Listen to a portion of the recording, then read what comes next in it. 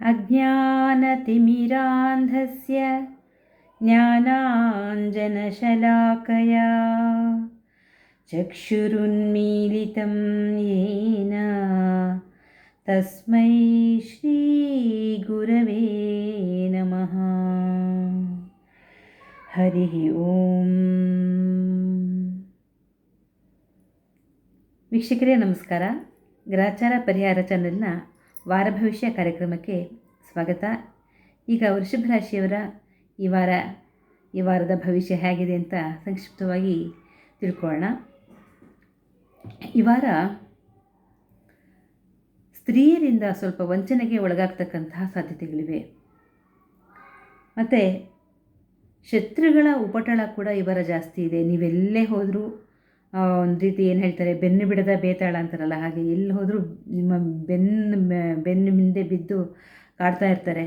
ಮತ್ತು ಲೇವಾದೇವಿಯ ವ್ಯವಹಾರದಲ್ಲಿ ಕೂಡ ನಿಮಗೆ ಮೋಸವಾಗ್ತಕ್ಕಂತಹ ಸಾಧ್ಯತೆಗಳು ಜಾಸ್ತಿನೇ ಇದೆ. ಆಮೇಲೆ ನೀವು ಕೂಡ ವೃಷಭ ರಾಶಿಯ ಎಲ್ಲರಿಗೂ ನಾನು ಹೇಳ್ತಿಲ್ಲ, ಕೆಲವರು ಅಥವಾ ಅನೇಕರು ದುಷ್ಟ ಪ್ರವೃತ್ತಿಗಳನ್ನು ಮಾಡಲಿಕ್ಕೆ ಹೋಗಬೇಡಿ. ಅಂದರೆ ದುಷ್ಟರ ಸಹವಾಸದಿಂದ ದೂರ ಇರಿ. ಆಮೇಲೆ ಈಗ ದುಷ್ಟರ ಸಹವಾಸನ ಮಾಡದೇ ಆದರೆ ನೀವು ಮುಂದೆ ಆಗ್ತಕ್ಕಂಥ ತೊಂದರೆಗಳಿಂದ ನೀವು ತುಂಬಾ ಪರಿತಾಪ ಪಡಬೇಕಾಗತ್ತೆ. ಆಮೇಲೆ ಇನ್ನು ರೈತರಿರ್ಬೋದು ಅಥವಾ ಯಾರಾದರೂ ಕೈ ತೋಟದಲ್ಲಿ ಹೊಲ ಗದ್ದೆಗಳಲ್ಲಿ ಕೆಲಸ ಮಾಡ್ತಕ್ಕಂಥವರು ಸ್ವಲ್ಪ ವಿಷಜಂತುಗಳಿಂದ ಜಾಗೃತಿಯಾಗಿರಿ. ಸ್ವಲ್ಪ ತೊಂದರೆ ಆಗ್ತಕ್ಕಂತಹ ಸಾಧ್ಯತೆಗಳಿವೆ.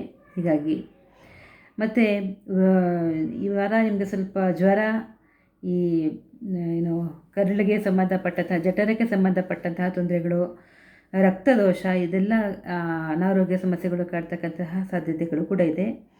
ಇನ್ನು ಈ ವೃಷಭ ರಾಶಿಯ ನಾನು ಹೇಳಿದ್ದು ಈಗಾಗಲೇ ದುಷ್ಟ ಪ್ರವೃತ್ತಿಗಳನ್ನ ಮಾಡಬೇಡಿ, ದುಷ್ಟತ ಸಹವಾಸ ಮಾಡಬೇಡಿ ಅಂತ.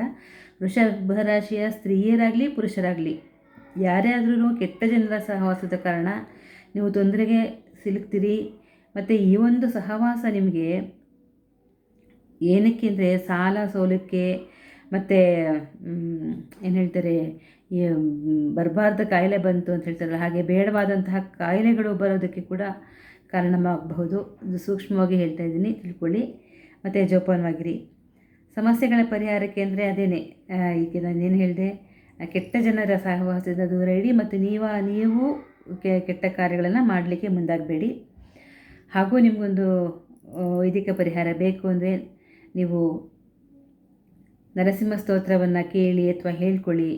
ಓಂ ಶ್ರೀ ಉಗ್ರಂ ವೀರಂ ಮಹಾವಿಷ್ಣುಂ ಜ್ವಲಂತಂ ಸರ್ವತೋಮುಖಂ ನರಸಿಂಹಂ ಭೀಷಣಂ ಭದ್ರಂ ಮೃತ್ಯುರ್ಮೃತ್ಯುರ್ನಮಾಮ್ಯಹಂ ಅಂತ. ಅಥವಾ ಇದು ಬಿಟ್ಟು ಬೇರೆ ಇನ್ನಾದರೂ ಸ್ತೋತ್ರಗಳು ನಿಮಗೆ ಬಂದರೆ ಅದನ್ನು ಕೂಡ ಹೇಳ್ಕೊಳ್ಬಹುದು. ಮತ್ತು ಹಾಗೆಯೇ ಗುರುಪೌರ್ಣಿಮೆ ಇದೆ. ನಿಮ್ಮ ಕುಲಗುರುಗಳನ್ನು, ನಿಮ್ಮ ಇಷ್ಟಗುರುಗಳನ್ನು ಪೂಜಿಸಿ, ಧ್ಯಾನಿಸಿ, ಸ್ತೋತ್ರಗಳನ್ನು ಹೇಳ್ಕೊಳ್ಳಿ. ಖಂಡಿತ ಶುಭವಾಗುತ್ತೆ. ಒಳ್ಳೆಯದಾಗಲಿ.